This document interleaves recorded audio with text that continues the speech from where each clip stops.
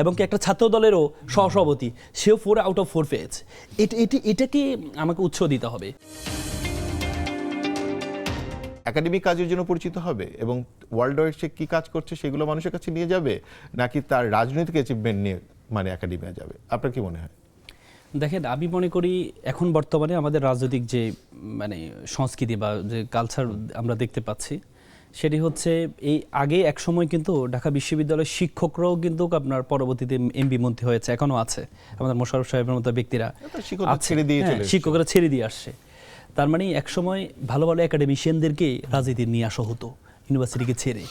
কিন্তু আমরা এখন দেখতে পাই রাজনীতি যারা হয়, আপনি দেখেন এই রিসেন্টলি কিছু এই নিয়ে খুব ট্রল হয় যে গাড়ির পিছনে দৌড়াচ্ছে ছাত্রনেতারা 20 বছর 22 বছর ধরে।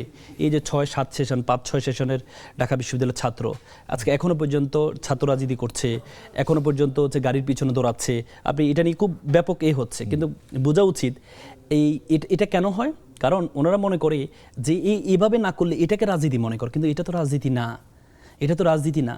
যদি আপনি যোগ্যতা অর্জন করেন, আমি দেখেছি এবার সরকার যেটা করেছে, আপনি দেখেন সাইদ আব্দুল্লাহর মতো ছেলে ঢাকা বিশ্ববিদ্যালয় হয়তো 14-15 সেশনের ছাত্র, সে আজকে 16-17 সেশনের ছাত্র, সে কিন্তু সরাসরি এভাবে গাড়ির পিছনে দৌড়ায়নি কিন্তু।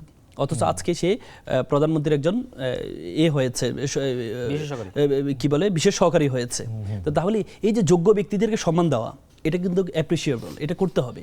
কিন্তু এখান থেকে ছাত্র রাজনীতি যারা করে তাদের শিক্ষা দিতে হবে যে আমাদের শুধুমাত্র এখন আগের রাজনীতি করলে হবে না, শুধুমাত্র আগে গাড়ির পিছনে দৌড়াইলে হবে না, শুধুমাত্র আমাদেরকে এই নেতাদেরকে তেলবাজি করলে হবে না, আমাদেরকে যোগ্যতা অর্জন করতে হবে। আমরা দেখেছি, আপনি দেখেছেন এই যে ছাত্র যারা ঢাকা বিশ্ববিদ্যালয় থেকে পড়ুয়া, কিন্তু এদেরকে যখন একটা ইংরেজিতে 1-2টা লাইন বলতে দেওয়া হয়, আপনি দেখেছেন একটা ভিডিও মনে হয় ভাইরাল হয়েছে আবিদের, সেই তাকে একটা প্রশ্ন, বিদেশি এক সাংবাদিক প্রশ্ন করেছে, সেই প্রশ্নটা উত্তর দিতে গিয়ে 4-5 বার শুধু করেছে। তার মানে কি এই যোগ্যতা অর্জন করছে না। কারণ যদি মনে হয় যোগ্যতার একটা প্যারামিটার হয় যে আমাকে যোগ্যতা অর্জন করতে হবে। আমি খুব ভালো লাগছে ওই দিন রাজশাহী বিশ্ববিদ্যালয়ে যে ভিপি, সে কিন্তু মাস্টার্সে 4 আউট অফ 4 পেয়েছে, এবং কি একটা ছাত্র দলেরও সহসভাপতি, সেও 4 আউট অফ 4 পেয়েছে। এটাকে আমাকে উৎসাহ দিতে হবে। তুমি রাজনীতি করবা, কিন্তু তোমাকে পড়াশোনায় তোমার এক্সেলেন্সি থাকতে হবে। কারণ তুমি যখন মেধাবীদের নেতা হবা, তুমি যদি মেধাবীদের নেতা হতে চাও, তাহলে তোমাকে মেধাবী হইতে হবে। আপনি দেখেছেন এবার যে ছাত্র সংসদে বিপিরা এবং শিবিরের যে বিজয়টা হয়েছে, আপনি দেখেছেন সবগুলো আপনি মেধাবীদেরকে সবগুলো কিন্তু পড়াশোনায়, যেমন সাদিক ও ডিপার্টমেন্টে সেকেন্ড ছিল।